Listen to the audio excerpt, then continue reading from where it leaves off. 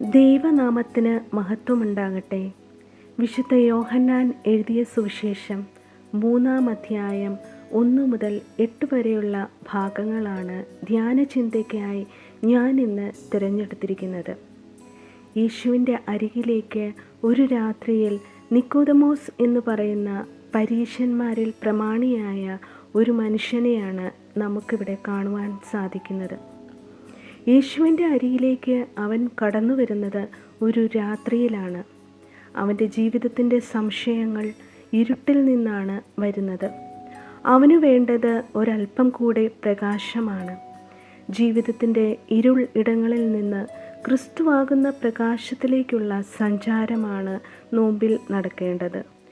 ക്രിസ്തുവിൻ്റെ അരികിലേക്ക് നിക്കോദമോസ് വരുമ്പോൾ അവന് കുറേ അറിവുകളും യേശു ആരാണെന്നും യേശു ചെയ്യുന്ന പ്രവൃത്തികളെപ്പറ്റിയും നല്ല ബോധ്യമുണ്ട്. ഇതിൻ്റെ വിശദീകരണങ്ങളുമായിട്ടാണ് യേശുവിൻ്റെ അരികിലേക്ക് നിക്കോദമോസ് എത്തുന്നത്. എന്നാൽ യേശു വ്യത്യസ്തമായൊരു വഴിയിലേക്ക് അവനെ നയിക്കുകയാണ്. യേശു അവനോട് പറയുകയാണ്, നീ അല്പം കൂടെ വളരേണ്ടതുണ്ട്, നീ വീണ്ടും ജനിക്കേണ്ടതുണ്ട് എന്ന്. അതുകൊണ്ട് നീ അല്പം കൂടെ പ്രകാശത്തിലേക്ക് വരണം എങ്കിൽ നിൻ്റെ ഉള്ളിനെ കുറച്ചുകൂടെ രൂപാന്തരപ്പെടുത്തേണ്ടതുണ്ട് എന്നൊരു ചിന്തയാണ് യേശു കർത്താവ് നിക്കോദമോസിനോട് പറയുന്നത്. പെട്ടെന്ന് നിക്കോദമോസ് യേശു കർത്താവിനോട് ചോദിക്കുകയാണ്, എങ്ങനെയാണ് എനിക്ക് വീണ്ടും ജനിക്കാൻ കഴിയുന്നത് എന്ന്. അപ്പോൾ യേശു കർത്താവ് പറയുകയാണ്, നീ വെള്ളത്താലും ആത്മാവിലും ജനിക്കണം. നോമ്പുകാലം അങ്ങനെയൊരു പുതുജനനത്തിൻ്റെ കാലമാണ്. അല്പം കൂടി ആഴമായി ക്രിസ്തുവിലേക്ക് ഉൾച്ചേർന്ന് ക്രിസ്തുവിലേക്ക് ഒന്ന് പരിമിതപ്പെട്ട് ക്രിസ്തുവിൽ നിന്നും ഒരു പുതു സൃഷ്ടിയായി വളരുന്ന കാലമാണ് നോമ്പുകാലം.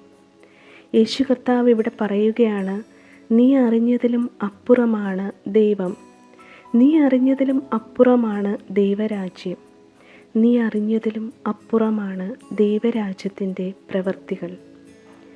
യേശു കർത്താവ് ഒരു ഉപമ പറയുന്നുണ്ട്.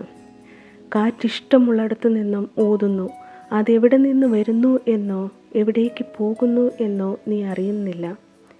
ഇങ്ങനെയാണ് ദൈവത്തിൻ്റെ മക്കൾ എന്ന് പറയുകയാണ്.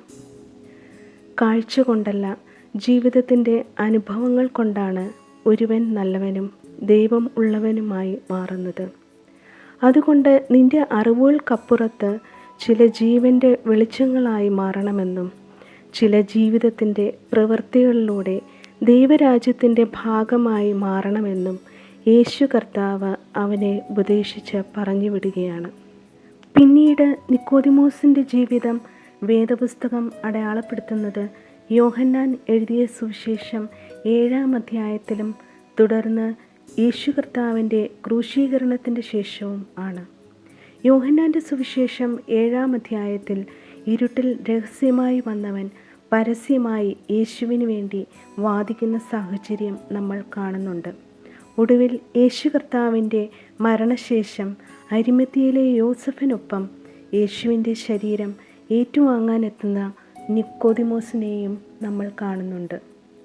ഇരുട്ടിൻ്റെ മറവിൽ നിന്ന് യേശുവിനെ അറിയുക എന്നതിൽ നിന്നും വെളിച്ചമായി വെളിച്ചത്തിൽ നിന്നുകൊണ്ട് യേശുവിനെ സാക്ഷീകരിക്കുക എന്നതിലേക്ക് നിക്കോദിമോസിൻ്റെ പടിപടിയായുള്ള വളർച്ചയാണ് യോഹന്നാൻ്റെ സുവിശേഷം ഇവിടെ അടയാളപ്പെടുത്തുന്നത്.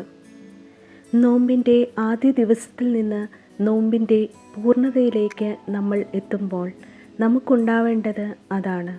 നമ്മുടെ ജീവിതത്തിൻ്റെ ചില ഇരുൾ ഇടങ്ങളെ കുറച്ചുകൂടെ ആഴമായി മനസ്സിലാക്കാനും അതിൽ ക്രിസ്തു എന്ന വെളിച്ചത്തെ തികച്ച് ജീവിതത്തിൻ്റെ പ്രവൃത്തികൾ കൊണ്ട് സമൂഹത്തിൽ നമ്മളെ യേശുവിൻ്റെ ജീവിതത്തെ കുറച്ചുകൂടെ മനസ്സിലാക്കുന്നതിനും ജീവിതം കൊണ്ട് അനുഭവങ്ങൾ കൊണ്ട് സമൂഹത്തെ സ്വാധീനിക്കുന്നതിനും അതിലൂടെ ദൈവരാജ്യത്തിൻ്റെ ഭാഗമായി നമ്മൾ മാറുന്നതിനുമുള്ള കാലമാണ് നോമ്പുകാലം.